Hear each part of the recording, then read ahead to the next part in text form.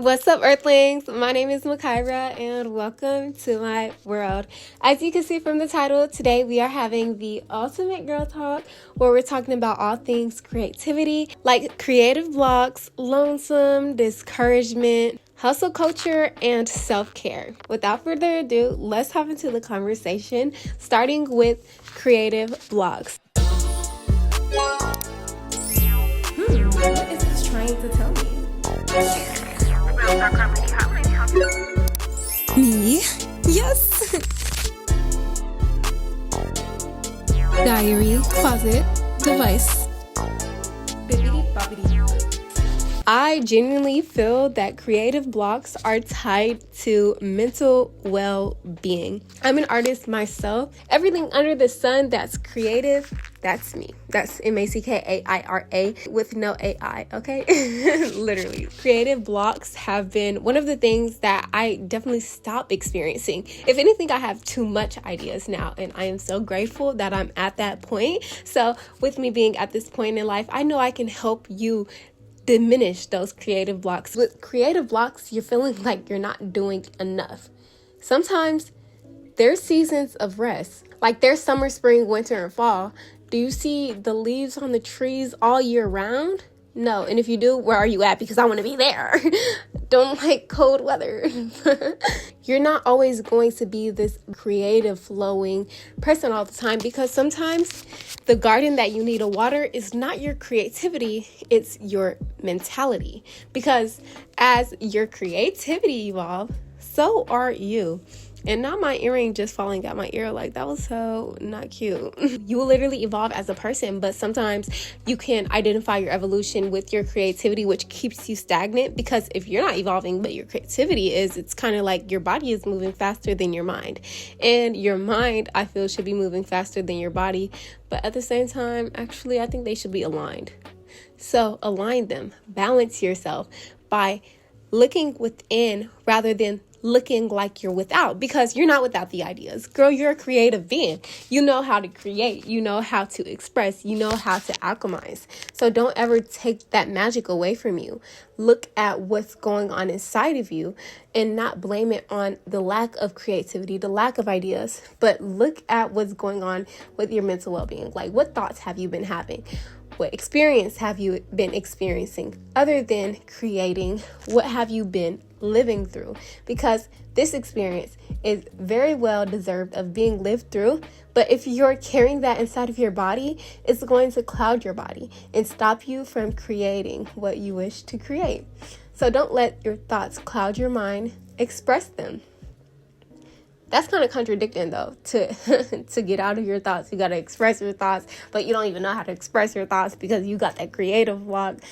I know, it's a lot, but it's okay, because as long as you're focused on watering not only your creative garden, but your internal garden as well, you'll be balanced, and burnout won't even be a thing, because that creativity will grow as much as you do, and you'll learn when to do and when to just rest, because rest is very important. So if you're experiencing a creative block, I just want you to take a step back and stop controlling your output. Stop controlling your creative ability and let it go and let it flow, because that's genuinely how you create. You don't create by literally controlling and micromanaging everything. No, you just let it come out of you.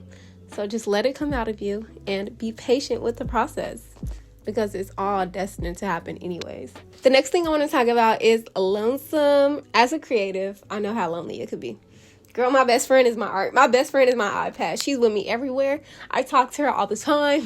My art is literally my lifeline. Literally, they're my right and eye. So I feel it's hard for me to make genuine human connections. Not because I don't want to. Trust me, I have that desire. But I don't have the desire enough to perform to be a version of myself that I think people would like, so that I could just be liked and so that I can say I have friends.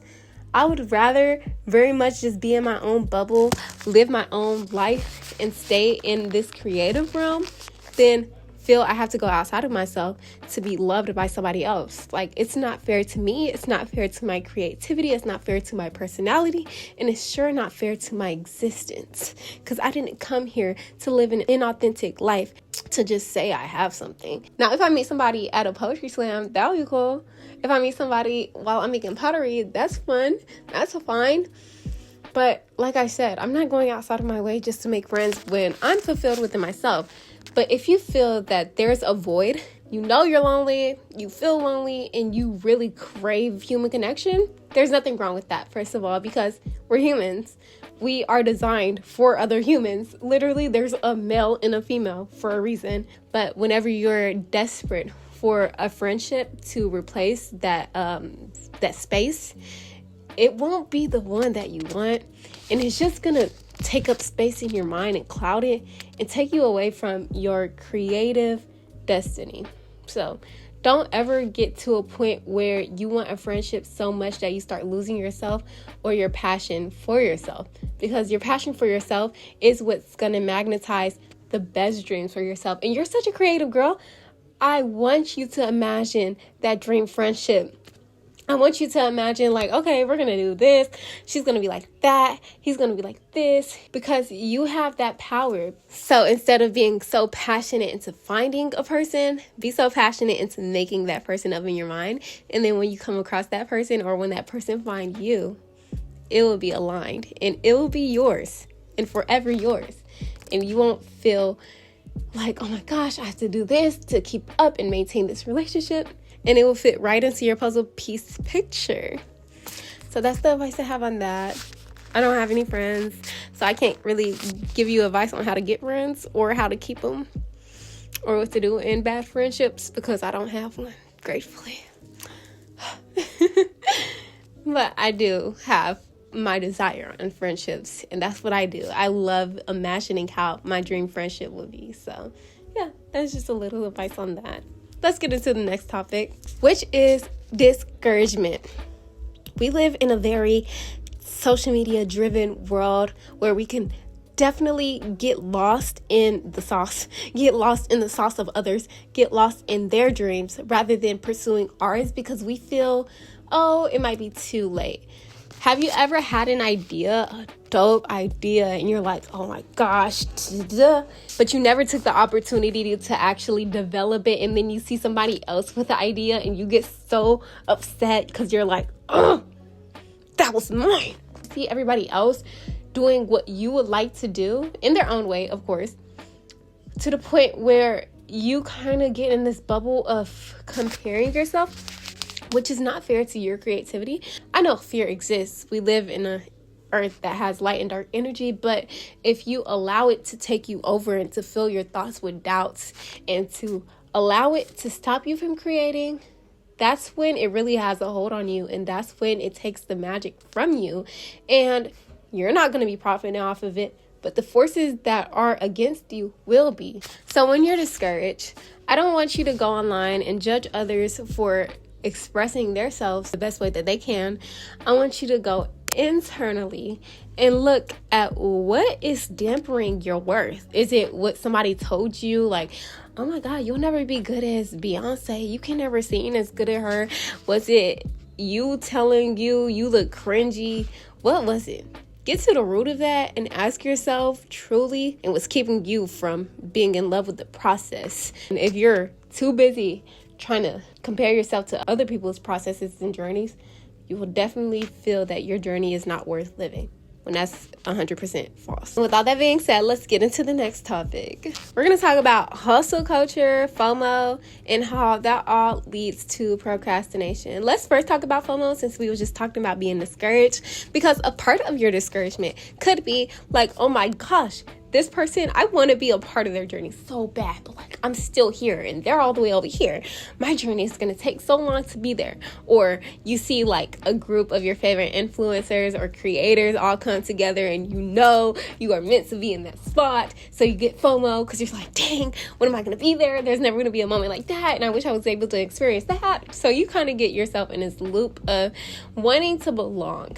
And I understand. So with this wanting to belong, you start forcing yourself to belong. That's when hustle culture plays a part in your creative process, because you start forcing yourself to produce, and you force your production to be of value so that it can gain attention or money or whatever you wish. And that's when you drive yourself in this cycle of becoming to the point where you're not being. You were never meant to compare your process to others and then force your process to mold in their picture.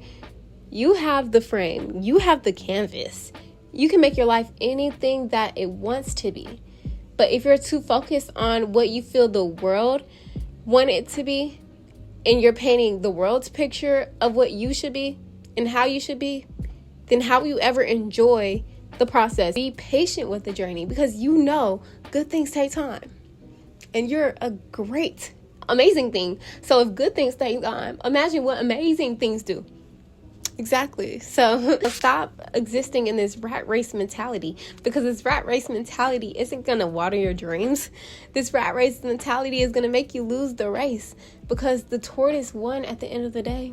And last but not least, I want to talk about self-care. This really wraps up the whole conversation. Self-care is the act of loving yourself. You don't have to be performative and take advice from how other people love themselves, because at the end of the day, you don't have to do what they do to love yourself. Find what works best for you and nourish that and grow it, because then you'll find other things that work for you, and then you'll curate a whole vibe. You'll curate a whole life worth living, because self-care is that water that's getting thrown on that seed so that it can bloom into a beautiful flower with beautiful petals. If you hop in a car, are you putting Kool-Aid in your gas tank because somebody said, oh, Kool-Aid make your car go faster? If you are, and you want your journey to go faster, I mean, that's you. I love existing with time and not against it, because at the end of the day, everything that I'm destined for will be given to me regardless, because of who I am and who I've become. If you hop in the car, are you driving and looking at the side to see what other people are doing? No, because you're going to crash in front of you. Are you driving and looking what's behind you in the rear view? No, because you're going to crash again. Are you in your car not focused on where you're going and taking the wrong exit, and now you don't even know where you're at? No, you're following your GPS, aka your intuition, and you're knowing where you're going, and you're going to arrive there one day. Are you driving with no end in mind? No.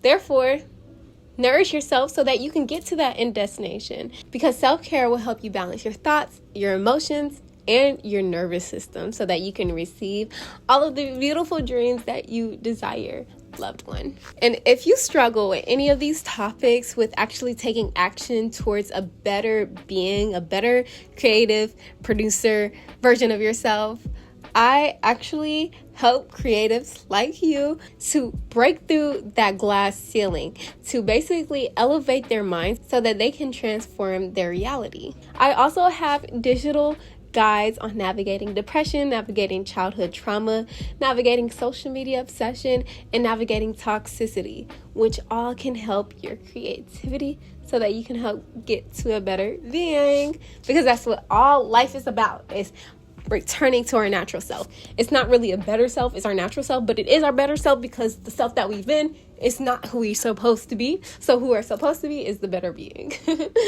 With all that being said, I'm so grateful for your presence. If you enjoyed this moment, make sure you like the video. If you have any comments, opinions, or questions, leave them in the comment section below. And if you would like to experience more moments like this with me, subscribe so that you don't miss out on anything that I post. And until next time, peace.